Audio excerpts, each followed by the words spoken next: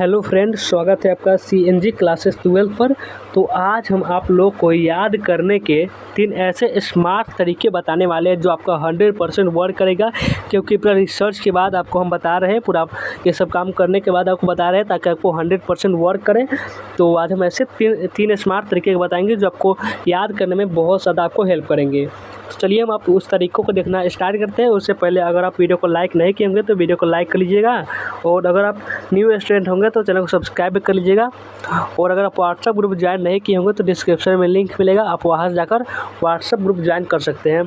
तो सबसे पहला तरीका क्या है याद करने का, देखिए कि किसी भी चीज़ को क्या करना है, किसी भी चीज़ को इमेज के साथ याद करें। किसी भी चीज़ को इमेज के साथ याद करें। आप जानते होंगे कि जब आप फर्स्ट क्लास से लेकर अगर आप 12th में आ चुके हैं, वहाँ से हर बुक में आपको एक इमेज दिख रहा होगा। इमेज हमेशा उसमें दिया रहता है। क्यों दिया रहता है? क्योंकि आपका देखते होंगे कि हर जो आप पहला क्लास रहेगा उसमें और 12th क्लास का जो बुक होगा, किसी भी बुक की बात करें, फिजिक्स केमिस्ट्री सभी में इमेज होता है। क्यों इमेज होता है? क्योंकि आपका जो ब्रेन होता है, दिमाग होता है, वह चीज़ों को अच्छे तरीके से इमेज के माध्यम से समझ पाता है।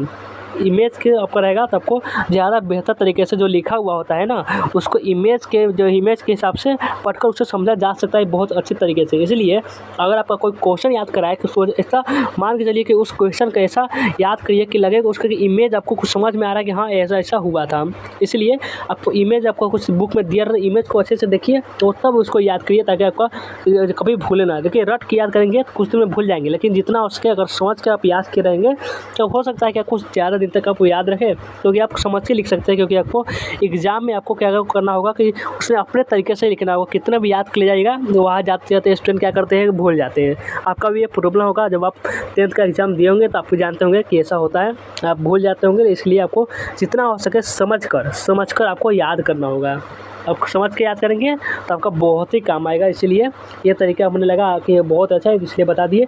किसी भी चीज़ को इमेज के साथ याद करिए। और अगला तरीका क्या है वो भी देखते हैं। 3 तरीका बताने वाले हैं। और देखिए एक और तरीका क्या है कि शांत समय में याद करें। जितना आप कहेंगे कि शांत समय कब होता है, शांत समय में याद करें, यानी जो आपका सुबह का टाइम होता है, इस समय आप याद कर सकते हैं। तो देखिए मान लीजिए कि आपके आसपास गाना वाना बज रहा है, अगर शोर हो रहा है, उस समय आप लगे याद करने, तो उसमें कहाँ से याद होगा?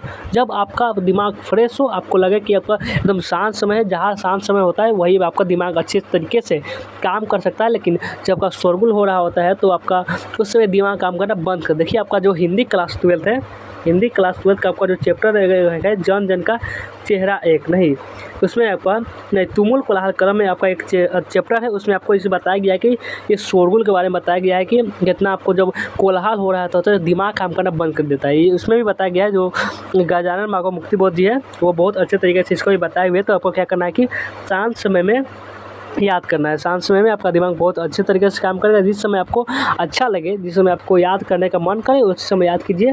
तो देख सकते हैं आपको जिस समय आपको समझ लीजिए जब सब सो रहे होते हैं, समय 4 बजे या फिर 5 बजे, जितना समय आप देख सकते हैं, इस समय का सब समय आपको दिखे उस समय याद कीजिएगा। बहुत आपका फ़ायदा करेगा, आपको गारंटी है।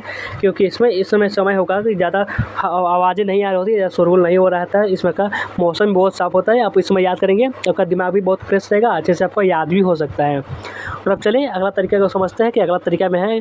अगला तरीका है कि 100% देकर आपको याद करना है। 100% देकर याद करने का मतलब आप किसी चीज़ को अगर याद तो कर रहे होते हैं पर आपका उस समय दिमाग नहीं होता है, आप कुछ कहीं और सोच रहे होते हैं, सिर्फ आप पढ़ रहे होते हैं, याद नहीं कर रहे होते हैं, सिर्फ पढ़ रहे होते हैं। क्योंकि आपका दिमाग होता है वो कहीं और होता है, आप कुछ काम को किए होते हैं, उस समय आपका दिमाग को जहाँ पढ़ रहे हैं वहाँ पर एकत्रित करके याद कीजिए, तभी आपको क्या होगा, याद होगा।